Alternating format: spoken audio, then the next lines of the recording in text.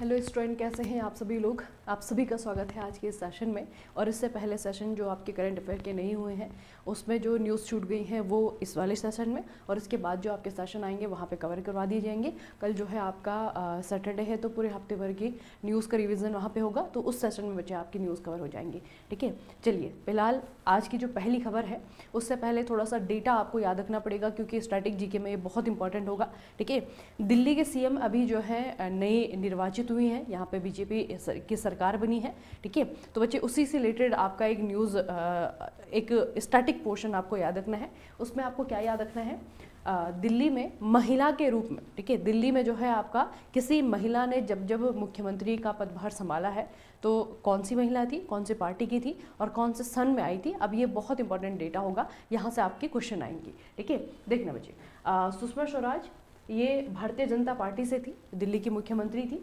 और 1998 से लेकर के 1998 मतलब सिर्फ 52 डेज के लिए दिल्ली की सीएम बनी थी। उसके बाद में शीला दीक्षित है, इंडियन नेशनल कांग्रेस यानी कि कांग्रेस की जो है आपकी मेंबर रही और 1998 से लेकर के 2013 तक ये दिल्ली की सीएम रही।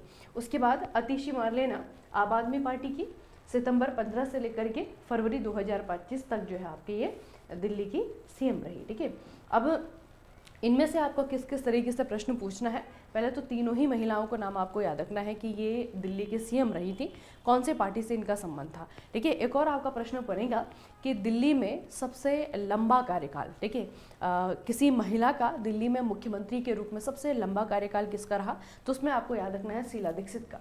ठीक है, इनका आप बजट टेन्योर देखेंगे 1998 से लेकर के 2013 तक ये दिल्ली की सीएम रही थी। अब ये जो आपका स्टैटिक पोर्शन है इसलिए इंपॉर्टेंट है क्योंकि दिल्ली में अभी जो हाल ही में सीएम बनी है वो भी एक महिला है। ठीक है, तो उनके बारे में जो है आपकी न्यूज़ है। देखिए बच्चे, ये है, इनका नाम आपको याद रखना है, रेखा गुप्ता है, बीजेपी की लीडर है।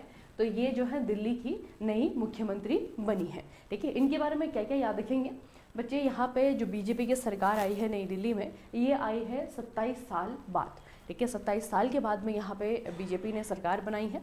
उसके अलावा आपको ये याद रखना है कि दिल्ली के शालीमार बाग से इनकी कॉन्स्टिट्यूएंसी याद रखिएगा कि कहाँ से इन्होंने इलेक्शन जीता है। तो दिल्ली के शालीमार बाग से ये पहली बार विधायक बनी है। ठीक है, तो इनकी कॉन्स्टिट्यूएंसी याद रखिएगा। और बीजेपी जो है 27 साल बाद यहाँ पे सरकार बना रही है और इनकी जो लीडर है रेखा गुप्ता, इनको मुख्यमंत्री के पद के रूप में मुख्यमंत्री के पद पे जो है चुना गया है। ठीक है, इनसे पहले 3 महिला दिल्ली के सीएम रह चुकी हैं। तीनों के बारे में, उनकी पार्टीज के बारे में, उनके बारे में जो विशेष बात है वो चीज़ें आपको याद रखनी है। स्टैटिक पोर्शन भी यहाँ पे बहुत इंपॉर्टेंट है और आपका करेंट पोर्शन भी बहुत इंपॉर्टेंट है। अगली जो खबर है बच्चे, इसमें बहुत सारी कैटेगरी में स्पोर्ट्स अवार्ड दिए गए हैं, तो इस अवार्ड को हमें याद रखना है। देखिए, मुंबई महाराष्ट्र में 14 फरवरी 2025 को स्पोर्ट्स स्टार एसएस अवार्ड 2025 का आयोजन किया गया था।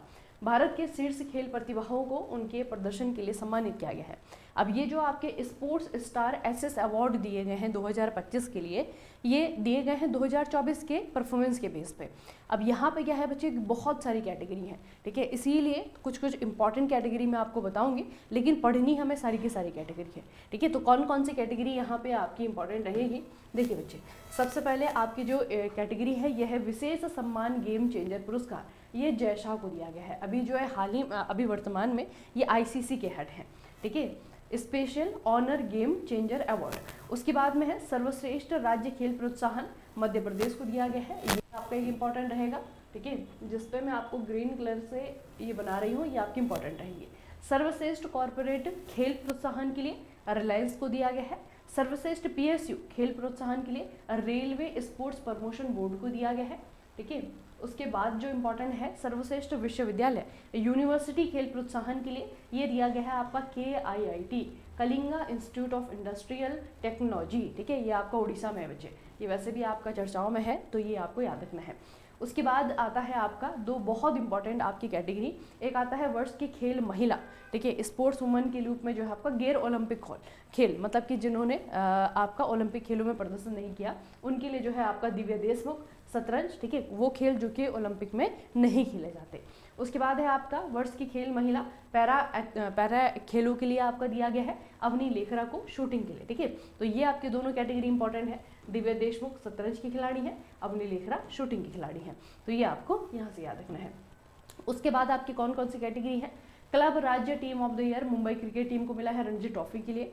राष्ट्रीय टीम ऑफ द ईयर पुरुष और महिला शतरंज टीम है, इन्होंने 45th शतरंज ओलंपियाड में गोल्ड मेडल जीता था, ये आपका इंपॉर्टेंट है। वर्ष के युवा अचीवर्स पुरुष में आपका पार्थ मानिक शूटिंग का पार्थ मानिक जो है शूटिंग के खिलाड़ी हैं। वर्ष की युवा अचीवर्स महिला नेहा सांगवान कुश्ती की खिलाड़ी हैं। लाइफ टाइम अचीवमेंट अवार्ड पुरुष में जो है आपका गुरबख्श सिंह हॉकी से इनका संबंध इन्हें दिया गया है। लाइफ टाइम अचीवमेंट अवार्ड महिला मैरी डिसूजा जो है हॉकी खिलाड़ी, इन्हें दिया गया है। सुपर अचीवर्स पैरा एथलीट, ठीक है, सुपर अचीवर्स पैरा एथलेटिक्स में अवनी लेखरा को दिया गया है, ठीक है, शूटिंग से संबंध है। नवदीप सिंह को पैरा एथलेटिक्स जो है इनका भाला फेंक से संबंधित है। हरविंदर सिंह जो है इनका जो है पैरा आर्चरी से संबंधित है, ठीक है। तो ये जो आपकी ये लास्ट वाली कैटेगरी है ये भी आपकी इंपॉर्टेंट रहेगी, सुपर अचीवर्स पैरा एथलीट। इसमें आपके इसमें जो है आपके 3 खिलाड़ी हैं, अवनी लेखरा है, नवदीप सिंह है और आपके हरविंदर सिंह है, इनका भी बच्चे आपको नाम याद रखना है।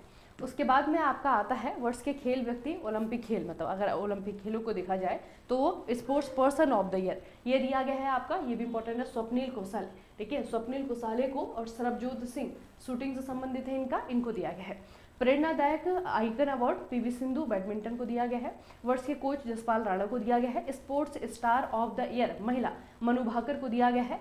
Sports women of the year ये जो है आपका मनु भाकर को दिया गया है। उसके बाद sports star of the year ये दिया गया है PR श्रीजेश को। इनकी जो कैटेगरी है ये बहुत इंपॉर्टेंट है बच्चे, ठीक है। Sports star of the year अगर मेल की बात करें, पुरुषों की बात करें तो उसमें आपका PR श्रीजेश हॉकी से इनका संबंध है, ठीक है। और sports star of the year महिलाओं की बात करें तो मनु भाकर को दिया गया है, इनका संबंध है आपका शूटिंग से। तो इतना जो है आपको कैटेगरी याद रखनी है।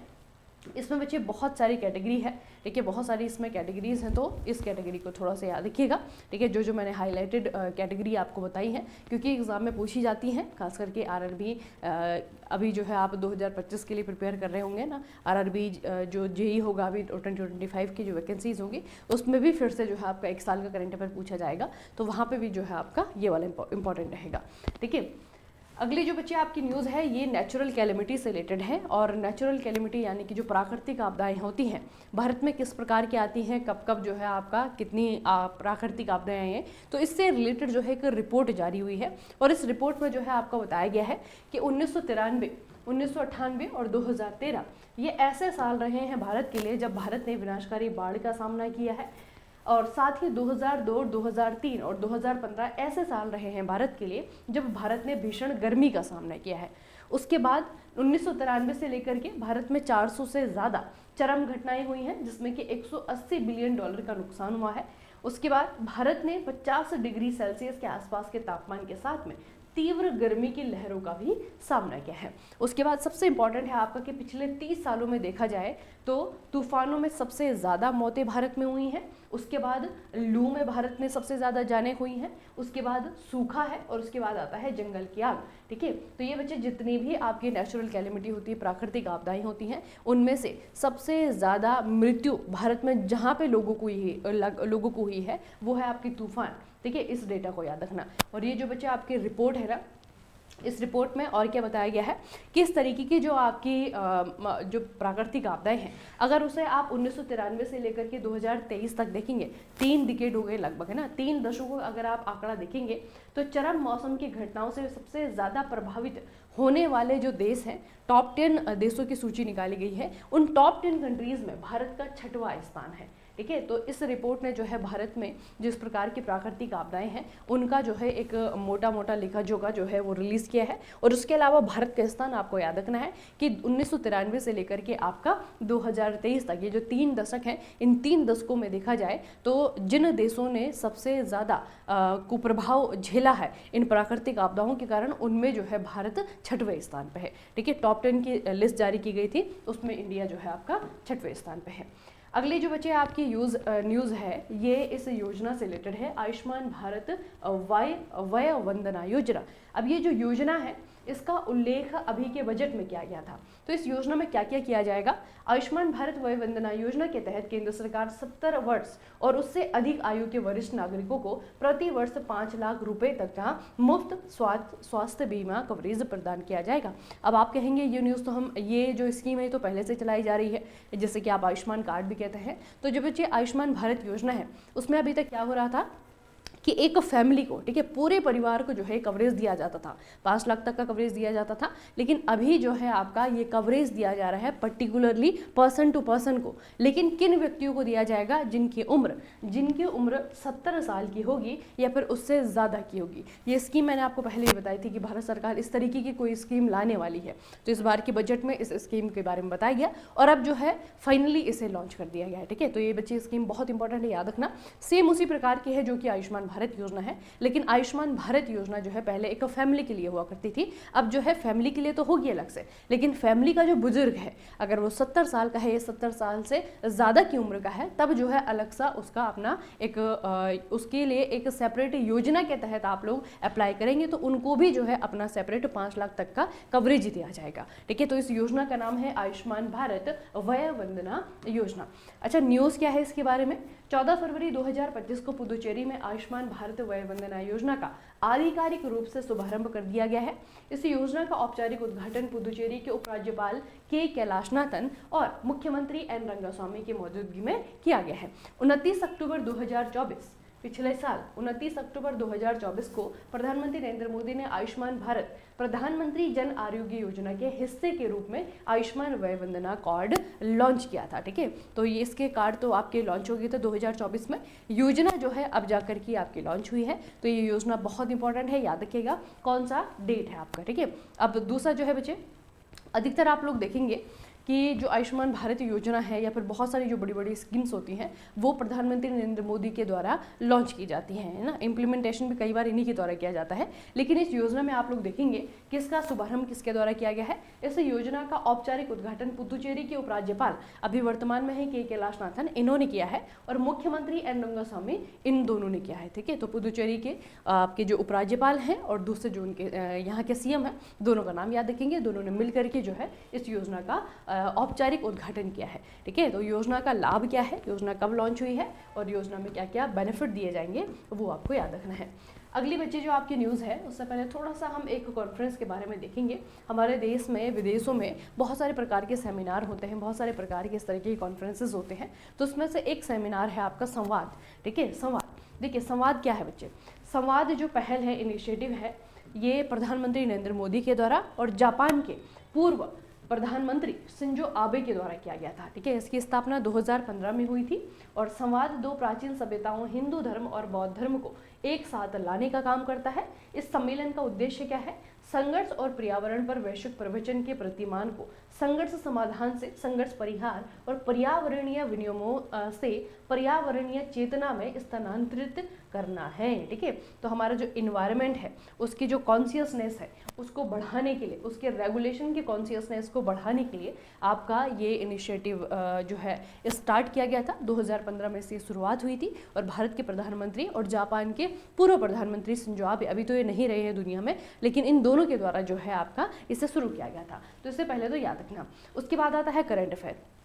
प्रधानमंत्री नरेंद्र मोदी ने 14 फरवरी 2025 को संवाद, संघर्ष निवारण और पर्यावरण चेतना के लिए वैश्विक हिंदू बौद्ध पहल, इसके चौथे संस्करण को वस्तुतः संबोधित किया है।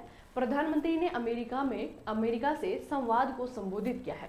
संवाद का चौथा संस्करण 14 से लेकर के 17 फरवरी 2025 तक हुआ है और ये आपका थाईलैंड के बैंकॉक में और अयोध्या में हुआ है। ठीक है, थाईलैंड का जो कैपिटल है बच्चे वो है बैंकॉक और यहाँ पे एक शहर है जिसे कि अयोध्या का जुड़वा शहर भी कहा जाता है, इसका नाम है अयोध्या। ठीक है, तो ये आपको याद रखना है अयोध्या, इसे अयोध्या के सभ्यतागत जुड़वा माना जाता है। ठीक है, तो कल्चरली मतलब दोनों के दोनों जो है एक जैसे ही शहर है, अयोध्या और अयोध्या, तो इन दोनों को ही आपको याद रखना है कि यहाँ पर इसका आयोजन किया गया है। दूसरा ये याद रखना कि संवाद जो आपका सेमिनार होता है या फिर इसका जो आपका सम्मेलन होता है ये किस चीज़ से रिलेटेड है। तो यहाँ पे बच्चे आपका जो बौद्ध धर्म है, जो आपका हिंदुज़म है, ठीक है, यहाँ पे एक तो ये दोनों धर्मों से रिलेटेड है, ठीक है। और दूसरा जो है ये भी याद रखना कि ये जो अभी इन्वायरमेंटल कॉन्शियसनेस है उस पर किस तरीके से काम किए जा रहे हैं, क्या उस पर होना चाहिए, क्या हो रहा है, इस तरीके की चीज़ों पर यहाँ पर डिस्कशन किया जाता है। तो संवाद को आपको याद रखना है।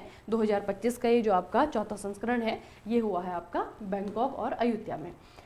अगला जो बच्चे अगली जो आपकी न्यूज़ है ये रिलेटेड है आपका सौर निर्जलीकरण से रिलेटेड। सौर निर्जलीकरण का मतलब क्या होता है? Solar dehydration. सोलर डिहाइड्रेशन माने कि जब आप किसी वस्तु को, कोई भी चीज़ है, कोई भी सब्सटेंस है, अगर आप उसे डिहाइड्रेट कर रहे हैं और उसे डिहाइड्रेट करने के लिए अगर आप सोलर एनर्जी का इस्तेमाल कर रहे हैं तो वो जो डिहाइड्रेशन हो रहा है उसे कहा जाएगा सोलर डिहाइड्रेशन, ठीक है। तो सोलर डिहाइड्रेशन की एक तरीके की जो नई टेक्नोलॉजी है इसकी खोज की है आईआईटी कानपुर ने। तो यही अगली खबर है। आईआईटी कानपुर के रणजीत सिंह रोजी शिक्षा केंद्र के द्वारा टिकाऊ ऊर्जा का उपयोग करके कृषि उपज को संरक्षित करने के लिए एक सौर निर्जलीकरण तकनीक पेश की गई है। इससे क्या किया जाएगा, किसको बेनिफिट होगा? इससे किसानों को फल और सब्जियां सुखाने में मदद मिलेगी और बाजार में कीमतों में उतार चढ़ाव के लिए यह एक लागत प्रभावी समाधान होगा।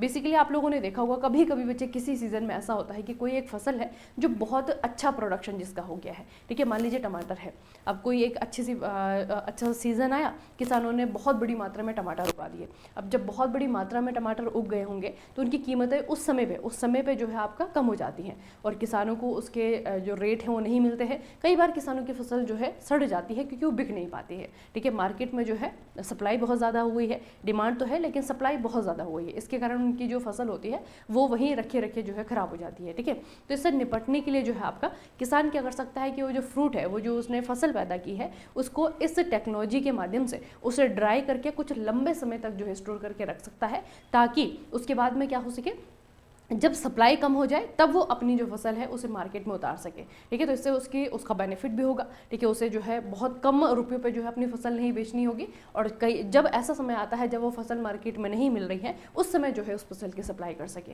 ठीक है। तो इसका जो बेनिफिट मिलेगा वो मिलेगा किसानों के लिए। इससे किसान अपनी उपज को लंबे समय तक स्टोर कर सकेंगे और वे अपनी उपज को पीक डिमांड के दौरान अनुकूल कीमतों पर भी बेच सकेंगे। इससे उन्हें मुनाफा बढ़ाने में मदद मिलेगी। और ये जो पहल है यानी कि जो आईआईटी कानपुर के लोग हैं जिन्होंने इसे बनाया है, तो इस इनिशिएटिव का नेतृत्व प्रोफेसर संदीप संगल और प्रोफेसर कल्लोल मंडल ने किया है, ठीक है। तो बस आपको आईआईटी कानपुर याद रखना है। इन्होंने क्या टेक्नोलॉजी डेवलप की है, तो इन्होंने जो है सोलर डिहाइड्रेशन, ठीक है, सौर निर्जलीकरण की तकनीक का एक तरीके से कह सकते हैं कि इन्होंने विकास किया है, ठीक है। अगली जो खबर है बच्चे, ये भी एक सम्मेलन है आपका 15 से लेकर के 24 फरवरी 2025 तक किया गया है। काशी तमिल संगमम इसे कहते हैं और इसका जो है आपका 3.0 वर्जन है, मतलब कि तीसरी बार हो रहा है, तीसरा संस्करण है, ठीक है। फरवरी 2025 में काशी तमिल संगमम उत्तर प्रदेश के वाराणसी में आयोजित किया गया है। यह काशी तमिल संगमम का तीसरा संस्करण है। 15 से लेकर के 24 फरवरी 2025 तक 10 दिनों तक जारी रहेगा और काशी तमिल संगमम 3.0 का उद्घाटन केंद्रीय शिक्षा मंत्री धर्मेंद्र प्रधान के द्वारा, केंद्रीय सूचना और प्रसारण राज्य मंत्री डॉक्टर एल मुरुगन के द्वारा और उत्तर प्रदेश के मुख्यमंत्री योगी आदित्यनाथ के द्वारा किया गया है। तो ये आपको बस सेमिनार याद रखना है।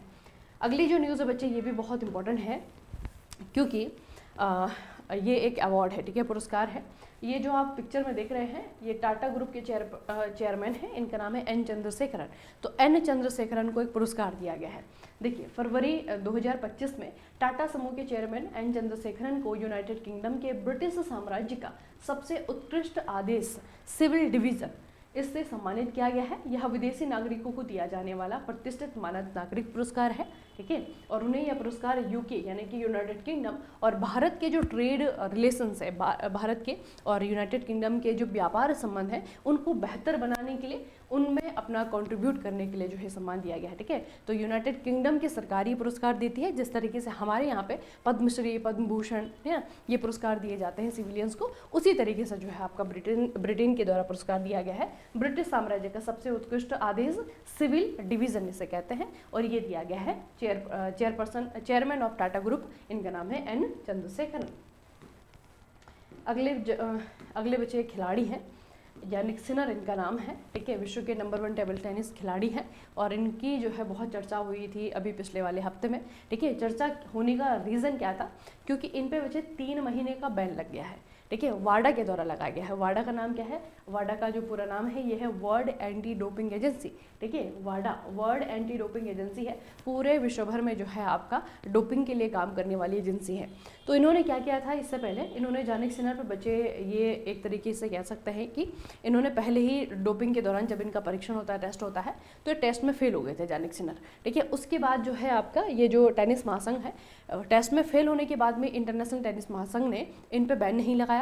उसके बाद में जो वाडा है, वाडा चला गया आर्बिट्रेरी कोर्ट में। ठीक है, इस कोर्ट का नाम है आपका CS, आर्बिट्रेशन फॉर स्पोर्ट्स। ठीक है, इस कोर्ट में गया, वहाँ पर जाकर के अब जब सुनवाई होनी थी तो सुनवाई से पहले ही जानिक सिन्नर ने क्या किया, अपने जो गुनाह थे या फिर ये बात एक्सेप्ट कर ली कि हाँ मैं डोपिंग के प्रोसेस में इन्वॉल्व था, और तब जो है उन्होंने वाडा का सहयोग किया, और अभी जो है बच्चे ये 3 महीने के लिए बैन कर दिए गए हैं। ठीक है, अभी इन्होंने इसी साल जो है आपका साल का जो पहला ग्रैंड स्लैम होता है ऑस्ट्रेलियन ओपन, वो जीता था इन्होंने। ठीक है, तो ये थोड़ा सा याद रखिएगा, इनका आपको नाम याद रखना है। 9 फरवरी से लेकर के जो है 4 मई 2025 तक इन पे 3 महीने का बैन लगा है। ठीक है, और किसने लगाया है? वाडा ने लगाया है, वाडा भी याद रखिएगा। ठीक है, बाकी जो है ये इटली के खिलाड़ी हैं, इनका देश भी याद रखना, और टेनिस खेलते हैं। ठीक है, जानिक सिन्नर टेनिस खेलते हैं। अगली जो न्यूज़ है बच्चे, ये भी अपॉइंटमेंट से रिलेटेड है। केंद्र सरकार ने सोमवार को ज्ञानेश कुमार को नया मुख्य चुनाव आयुक्त CEC नियुक्त करने की घोषणा की है। इन्होंने किसकी जगह ली है? तो इन्होंने राजीव कुमार की जगह ली है। ठीक है, ये भी बहुत इंपॉर्टेंट अपॉइंटमेंट है। अभी आप आने वाले एग्जाम्स में देखेंगे ये क्वेश्चन कहीं ना कहीं आपको देखने को मिल जाएगा। ठीक है, तो बहुत इंपॉर्टेंट है ये। ज्ञानेश कुमार ये बने हैं भारत के अगले CEC, और इन्होंने किसकी जगह ली है? इन्होंने राजीव कुमार की जगह ली है। ठीक है, अगली जो बच्चे आपकी न्यूज़ है ये है उत्तराखंड से रिलेटेड। उत्तराखंड में 38वें राष्ट्रीय खेल इस बार हुए हैं, उनका समापन हो गया है। आपको पूछा जाएगा कि सबसे ज़्यादा मेडल किसने जीते हैं, सबसे ज़्यादा गोल्ड मेडल किसने जीते हैं, पहले नंबर पर कौन सी टीम रही है, दूसरे नंबर पर कौन सी टीम रही है। ठीक है, देखिए बच्चे, अगर हम सबसे ज़्यादा मेडल्स की बात करेंगे ना, तो सबसे ज़्यादा मेडल जो है महाराष्ट्र की टीम ने जीते हैं। महाराष्ट्र की टीम ने जीते हैं 198 मेडल्स। ठीक है, लेकिन महाराष्ट्र की टीम दूसरे नंबर पे है। क्यों? क्योंकि जो टेबल जो आपकी ये मेडल टेली बनती है ना, यहाँ पे ये देखा जाता है कि सबसे ज़्यादा गोल्ड मेडल किसने जीते हैं। तो सबसे ज़्यादा गोल्ड मेडल जो है 68 गोल्ड मेडल ये जीते हैं सर्विसेज की टीम ने, इसीलिए सर्विसेज की टीम जो है पहले नंबर पे है। जबकि आप इनके टोटल मेडल देखेंगे तो 121 मेडल है, कम है, महाराष्ट्र से भी कम है और जो है हरियाणा से भी कम है। ठीक है, तो हरियाणा और महाराष्ट्र और हरियाणा ये दोनों जो है दूसरे तीसरे नंबर पे हैं, और सबसे ज़्यादा गोल्ड मेडल के साथ में सर्विसेज की टीम जो है आपके पहले नंबर पे है। ठीक है, उसके बाद आपको पूछा जाएगा कि उत्तराखंड कौन से नंबर पे है, क्योंकि उत्तराखंड होस्ट स्टेट था, तो ये आपको याद रखना है बच्चे कि उत्तराखंड जो है आपका ये कौन से नंबर पे है। 103 मेडल इन्होंने टोटल जीते हैं और 7th पोजीशन जो है इन्होंने होल्ड की है। ठीक है, तो उत्तराखंड जो है 7वें नंबर पे, हरियाणा आपका तीसरे नंबर पे, महाराष्ट्र जो है आपका दूसरे नंबर पे। लेकिन यहाँ पे ट्रिक क्वेश्चन आपको पूछा जा सकता है, पूछा जाएगा कि सबसे ज़्यादा मेडल किसने जीते हैं। तो सबसे ज़्यादा मेडल तो आपके महाराष्ट्र ने जीते हैं, लेकिन पहला स्थान किसका है? सर्विसेज की टीम का है, क्योंकि उन्होंने गोल्ड मेडल ज़्यादा जीते हैं। ठीक है, तो गोल्ड मेडल उनके हैं 68। अगली जो आपकी न्यूज़ है ये भी स्पोर्ट्स से रिलेटेड है। इन खिलाड़ी का नाम आपको याद रखना है। युगांडा के रनर हैं, इन्होंने बच्चे एक वर्ल्ड रिकॉर्ड बनाया है। ठीक है, युगांडा के रनर हैं, इनका नाम है जैकब। ठीक है, तो जैकब किप्लिमो नाम है इनका पूरा, जैकब फिलहाल याद रखिएगा। तो जैकब किप्लिमो ने क्या किया है, इन्होंने 57 मिनट से कम समय में हाफ मैराथन पूरी कर ली है, और ऐसा करने वाले ये दुनिया के पहले धावक बन गए हैं। इन्होंने बार्सिलोना में 56 मिनट 41 सेकंड में हाफ मैराथन पूरी की है। ठीक है, तो ये जो बच्चे आपका ये समय का रिकॉर्ड इन्होंने बनाया है। ठीक है, कहाँ के खिलाड़ी हैं पूछा जाएगा, युगांडा के खिलाड़ी हैं। और दूसरा पूछा जाएगा कि जैकब किप्लिमो ये कौन से खेल से रिलेटेड है, तो धावक हैं यानी कि एथलीट है। ठीक है, तो इनका देश भी याद रखना, इनका कारनामा याद रखना कि कौन सा रिकॉर्ड इन्होंने अपने नाम किया है। बाकी बच्चे आज की खबरों को यहीं पे समाप्त करेंगे। कल का जो सेशन है आपका वो ज़्यादा इलोबरेटिव होगा, क्योंकि हमने इस हफ्ते जो है 2-3 सेशन मिस किए हैं। ठीक है, तो कल का जो सेशन है वहाँ पर उन सारी की सारी खबरों को कंपाइल किया जाएगा, उनको जो है कवर करेंगे। इस हफ्ते की खबरों को कल ही खत्म कर लेंगे। ठीक है, चलिए फिर मिलते हैं फिर कल ही के सेशन में। तब तक के लिए पढ़ते रहिए, बढ़ते रहिए, अपना खूब सारा ख्याल रखिएगा। आप सभी को बहुत बहुत धन्यवाद।